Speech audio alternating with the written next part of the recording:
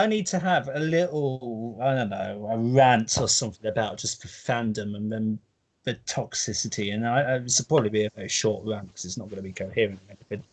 But my God, the fandom can go fuck itself a little bit just because Hmm. there's nothing but scummy on the internet at the minute about people moaning about the state of the show and calling Jodie the worst doctor ever and calling her trash and blaming Chibnall for everything and just tearing their show to utter shreds. For the goddamn record, this is not confirmed.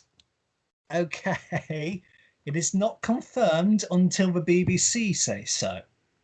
Or until Jodie says so, or until somebody who is actually in the know, not some mirror correspondent who has a good track record. No. Hmm. Until official sources say so, nothing is word. But what's funny as well is that Radio Times is doing that list again where they're like, these are the actors that could replace her. And then you're like, shut But the up! thing is, so many people are reporting this, Lawrence. Surely that gives some credibility, no? No! You don't think? No! But look, and Bradley as well, Jodie has said on the record that she intends to stay as long as possible. Yeah.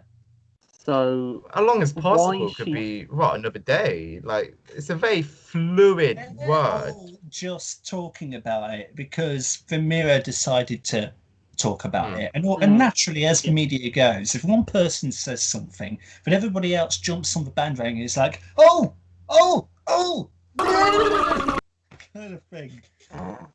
But as much as I agree, I do think it gives a bit more credence that a lot more people are talking about it than just a very minute number. It's a lot of people. Because the toxic side of a fandom is Yes. seeking the opportunity to jump on the bandwagon, and I- they I- have the louder voice.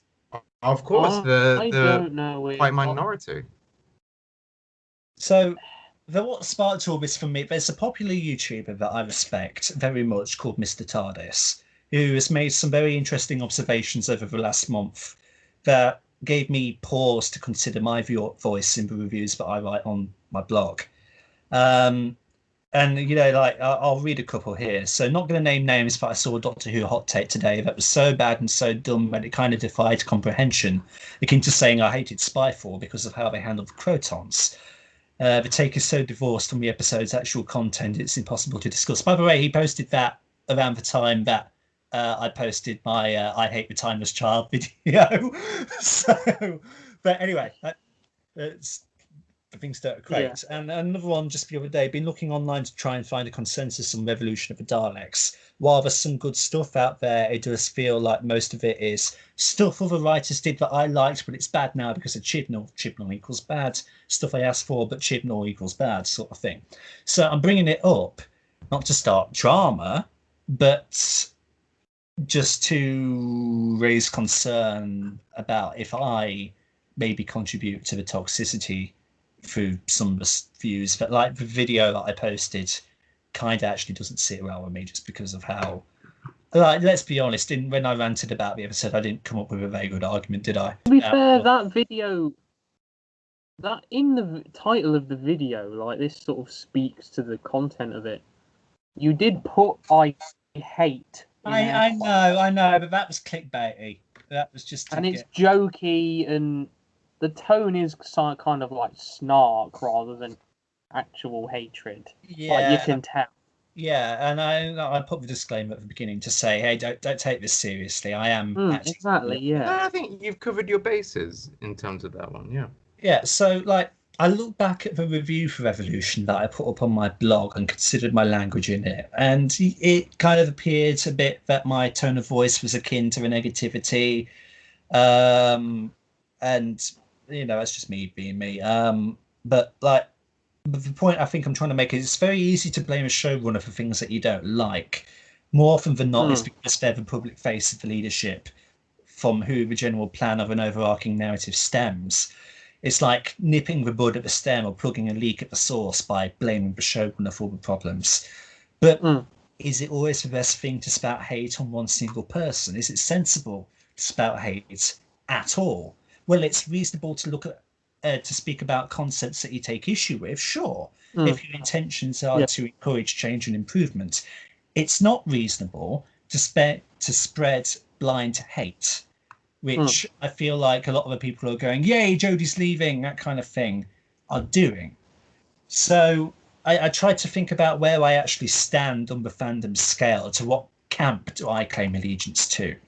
And while I don't appreciate the current era of the show as highly as I do previous ones, and I think that's because I'm probably a bit biased, like, and it might also be because, like, the older you get, the more cracks you tend to see, and also as a film studies student, I can't just watch anything now and enjoy it. And you could even tell from some of my old Facebook reviews that I used to do that I was quite, I didn't off this stuff very nice. So it's not right to bash the showrunner alone, because they don't write every episode. Sure, they concede each season, but for particular issues that you might take with an episode not written by them are not necessarily their fault. There are many creative minds behind each project you see and consume. So more importantly, it's to remember that they are human, like you, like me. They have feelings and emotions. So imagine the pain that they must feel when they come across a hate comment after putting so much blood and sweat and tears into something that they truly believed in. It sucks. And it's imagine that thing as well. You said it on Twitter, I believe, Lawrence. Like, how do you think Jodie feels?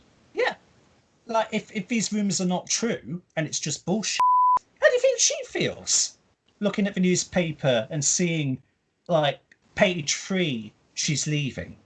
It's complete bollocks to bring and it's a shame that sort of thing happens as well, because Jodie seems like John in a way. Like, she is enjoying being in it. She looks forward to making it. She's great with the fans and everything. And like to even consider the fandom itself. Like I watch the Who Addicts, who are a YouTube channel that talk about Doctor Who, and they've just been chased off writing reviews about future episodes because people reacted so negatively to their video, and that's not fair at all. No, it's not on. Like, I could reflect on my comments about Time's Children and Hellbent, and just to say that, like, I think they irk me on a story level more than anything else. I personally value character and continuity over anything else, which is why I take issue with Last Jedi and Rise of Skywalker and those kind of things, because they kind of disrupt the norm that or to say, like, the law of what's there. It's why people take issue with the Clone Wars overriding Dark Horse's comics or the Disney era canon shift. It overrides pre-existing notions.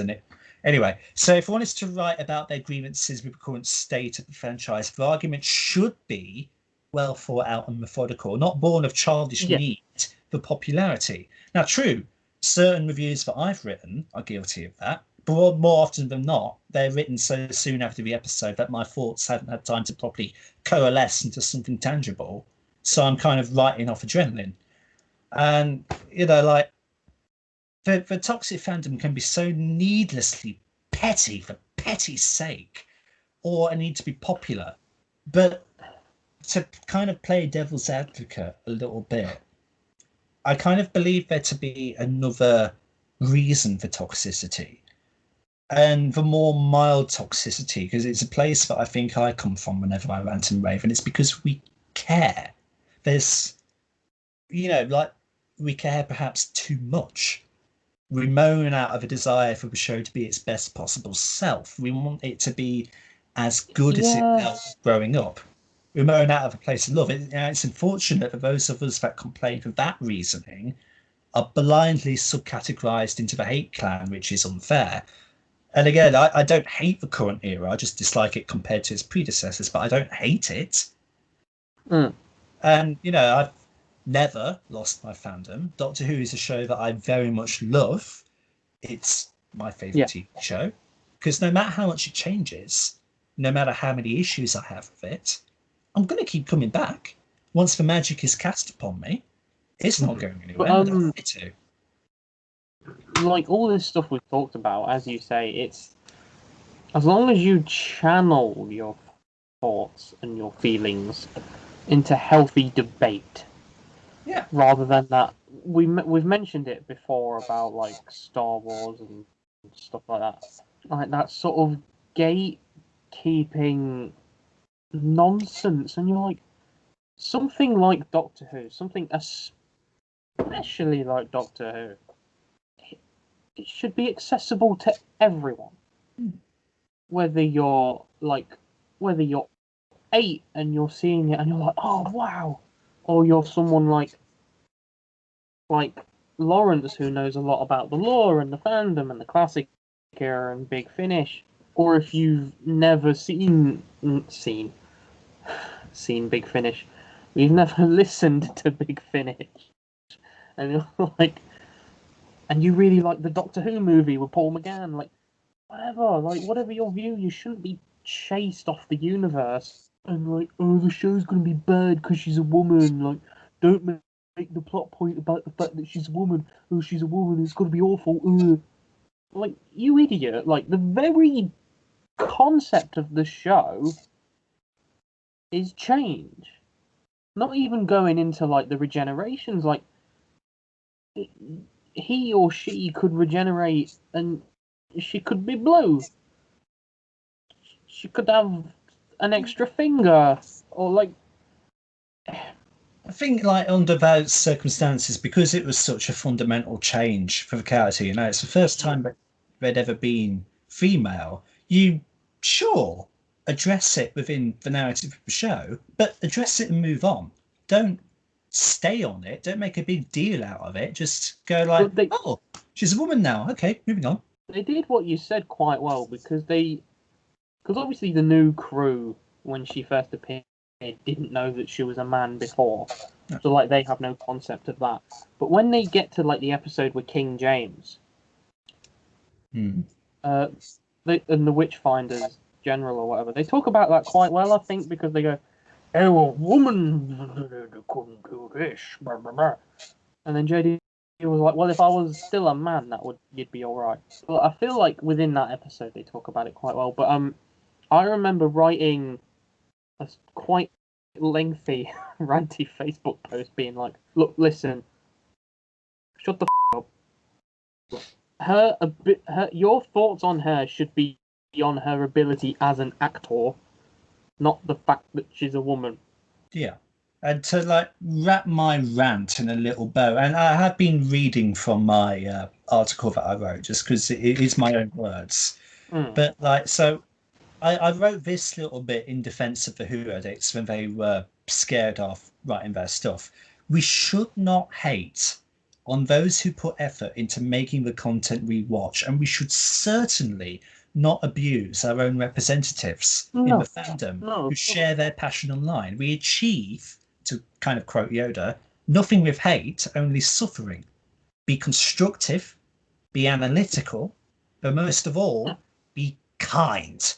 And never, ever abuse. Now, like, to kind of also wrap up my thoughts on just fandoms in general, they are forever cursed to contain a divide.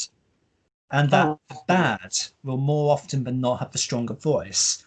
But it is also important to remember that there is still good within the bad. There is a level of grey. It's not all as black and white as it may seem. No, and I feel like along those lines, it's a really vocal minority